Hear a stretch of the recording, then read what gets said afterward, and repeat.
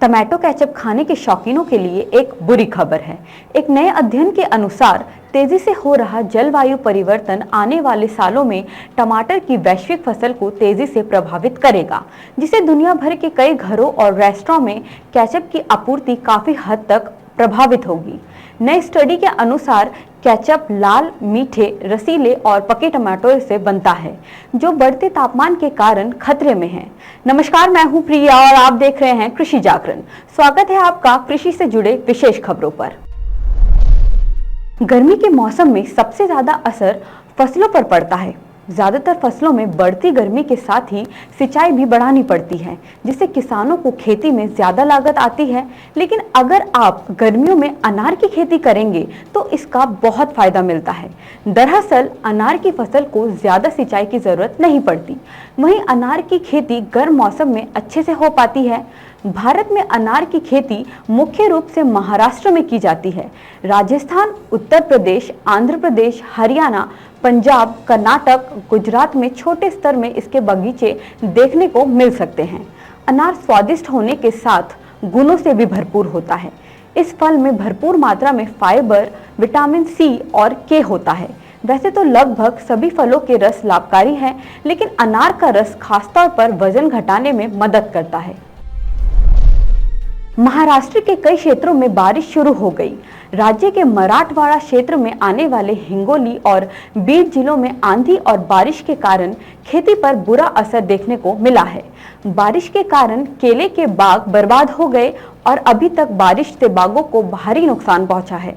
आपको बता दें, इसके पहले जलवायु परिवर्तन से केले की खेती को नुकसान पहुंचा था। साथ ही अब ये बारिश की चपेट में है। हालांकि ये बारिश खरीफ के लिए अच्छी है, लेकिन कुछ फसलों के लिए काल बन गई है। हिंगोली जिले के वासमत तालुका में केले के बागों का एक बड़ा क्षेत्र है। वहां बारिश से नुकसान पहुंचा है। वहीं किसान सरकार से इसके लिए 2 लाख रुपए प्रति एकड़ मुआवजा की मांग कर रही है। महाराष्ट्र में कृषि उपज के गिरते दाम के कारण परेशान किसानों को सोयाबीन से कुछ राहत मिली है। एक तरफ जहां कपास को रिकॉर्ड मिल रहा है, वहीं सोयाबीन की कीमतों में भी कुछ सुधार देखने को मिला है। लातूर कृषि उपज मंडी समिति में जो सोयाबीन पहले 7,000 रुपए प्रति क्विंटल की कीमत से सीधे 6,000 रुपए पर आई थी, जिसके बाद किसानों ने उसकी बिक्री बंद कर दी थी। अब जाकर एक बार फिर इसका दाम 6,800 रुपए प्रति क्विंटल पर आ गया है। कहा जा रहा है कि सोयाबीन भंडारण करने का फैसला किसानों को फायदा दे रहा है। किसानों को उम्मीद है कि इस साल भी कीमत अच्छी मिलेगी। विश्व व्यापार संगठन यानी कि WTO के आज यानी रविवार से शुरू हो रहे 12वें मंत्री स्तरीय सम्मेलन में भारत खाद्य सुरक्षा कार्यक्रमों के लिए अनाज के सार्वजनिक भंडारण संबंधी मुद्दे के स्थायी समाधान और किसानों एवं मछुआरे के हितों की मजबूती से रक्षा करने पर जोर देगा। इस बैठक में भारतीय प्रतिनिधि मंडल की नेतृत्व उद्योग मंत्री पीयूष गोयल करेंगे। WTO के मंत्री स्तरीय सम्मेलन की 4 दिवसीय बैठक 12 जून से जिनेवा में शुरू होगी। ये बैठक 4 वर्षों के अंतराल के बाद हो रही है, वो भी ऐसे समय में जब यूक्रेन और रूस के बीच युद्ध चल रहा है और वैश्विक आर्थिक स्थिति अस्थिर है। पिछली बार ये बैठक अर्जेंटीना में 2017 में हुई थी।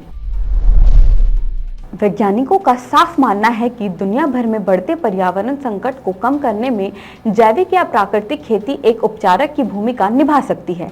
ध्यान देने वाली बात यह है कि भारत के पूर्वोत्तर राज्यों में प्राकृतिक खेती बड़े पैमाने पर अपनाई जा रही है। धीरे धीरे दक्षिण, मध्य भारत और उत्तर भारत में भी ये किसानों में लोकप्रिय हो रही है। केंद्र सरकार भी इसे बढ़ावा देने में लगी है, लेकिन जिस गति से इसे बढ़ना चाहिए उस गति से इसे बढ़ाने में कामयाबी मिल नहीं रही है। इसके लिए और भी ठोस प्रयास करने की जरूरत है।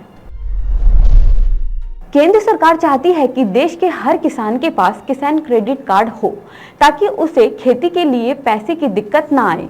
किसान क्रेडिट कार्ड की संख्या के मामले में महाराष्ट्र देश में दूसरे नंबर पर पहुंच गया है, जबकि 2020 में ये तीसरे नंबर पर था। साल 2021 में देश में कुल 7,37,69,991 ऑपरेशनल कार्ड थे, जिसमें 7 लाख केसीसी धारक अकेले महाराष्ट्र में से थे। अगर साहूकारी के कर्ज से बचना है तो आप भी केसीसी का फायदा उठाइए। इसे बनवाने का प्रोसेस बेहद आसान है। अगर आप पीएम किसान स्कीम के लाभार्थी हैं तब तो और भी आसानी से आपका कार्ड बन जाएगा। इसे बनवाकर आप खेती किसानी के लिए सस्ते दरों पर लोन ले सकते हैं। मोदी सरकार ने ज्यादा से ज्यादा किसानों तक इस योजना का फायदा पहुंचाने के लिए फरवरी 2020 से एक विशेष अभियान चलाया था, जिसके तहत 25 फरवरी 2022 तक यानी 2 साल में 2.92 करोड़ नए किसान क्रेडिट कार्ड जारी किए गए हैं। इसमें भी महाराष्ट्र के किसानों की अच्छी भागीदारी है। सूरजमुखी एक महत्वपूर्ण तिलहनी फसल है। बेहतर मुनाफा देने वाली इस फसल को नकदी फसल के नाम से भी जाना जाता है। सूरजमुखी की खेती देश में पहली बार 1969 में उत्तराखंड के पंतनगर में की गई थी। ये एक ऐसी तिलहनी फसल है जिस पर प्रकाश का कोई असर नहीं पड़ता। किसान भाई इसे खरीफ, रबी और जायद तीनों सीजन में उगा सकते हैं। इसके बीजों में 45 से 50% बीज पाया जाता है। पिछले कुछ सालों में अपनी उत्पादन क्षमता और ज्यादा रेट के कारण सूरजमुखी की खेती किसानों के बीच लोकप्रिय हो रही है। सूरजमुखी की फसल हर प्रकार की मिट्टी में उगाई जा सकती है, जहां पर पानी निकास का अच्छा प्रबंध हो। अम्लीय और क्षारीय जमीनों में इसकी खेती करने से बचना चाहिए। ज्यादा पानी सोखने वाली भारी जमीन इसके लिए ज्यादा अच्छी होती है। खेत में भरपूर नमी ना होने पर पलेवा लगाकर जुताई करनी चाहिए। पहली बार जुताई मिट्टी पलटने वाले हल से करने के बाद साधारण हल से 2-3 बार जुताई करके खेत को भुरभुरा बना ले। मूंगफली की खेती तिलहनी फसल के रूप में की जाती है। इसका पौधा जलवायु वाला होता है, जिससे इसकी खेती खरीफ और जायद के समय की जाती है। भारत में मूंगफली को आंध्र प्रदेश, तमिलनाडु, कर्नाटक और गुजरात राज्यों में अधिक मात्रा में उगाया जाता है। इसके अलावा मध्य प्रदेश, उत्तर प्रदेश, पंजाब और राजस्थान ऐसे राज्य हैं जहां पर मूंगफली की खेती विशेष रूप से की जाती है। अकेले राजस्थान में मूंगफली की खेती 4 लाख हेक्टेयर के क्षेत्र में की गई, जिसका कुल उत्पादन तकरीबन 6.81 लाख टन के आसपास रहा। मूंगफली के दानों का उपयोग अधिक मात्रा में तेल निकालने के लिए किया जाता है। इसके बाद इसे खाने में सबसे अधिक इस्तेमाल किया जाता है। झारखंड में मछली पालन तेजी से जोर पकड़ रहा है। सरकारी योजना का लाभ उठाकर काफी संख्या में पुरुष और महिलाएं मछली पालन कर रहे हैं। पारंपरिक मछली पालन के अलावा झारखंड में अब रंगीन मछली का भी पालन किया जा रहा है। खासकर ग्रामीण महिलाएं काफी संख्या में इससे जुड़ रही हैं। रांची जिले के कुरंगी गांव की महिला किसान रीता रंगीन मछली पालन करके हजारों रुपए कमा रही है। सबसे ज्यादा उन्हें इस बात की खुशी है कि उनके द्वारा तैयार किए गए एक्वेरियम और पाली गई मछली लोगों के घरों की शोभा बढ़ाती है और उनके घरों के लिए लकी चार्म बनती है, क्योंकि घरों में एक्वेरियम में मछली रखना शुभ माना जाता है। इन दिनों दिल्ली समेत कई राज्य भीषण गर्मी से परेशान हैं, तो कई राज्यों में मानसून की दस्तक के साथ बारिश की गतिविधियां जारी हैं। भीषण गर्मी से परेशान राज्य को अब मानसून का बेसब्री से इंतजार है। ऐसे में पूर्व गोवा और कर्नाटक में बारिश होने की संभावना है।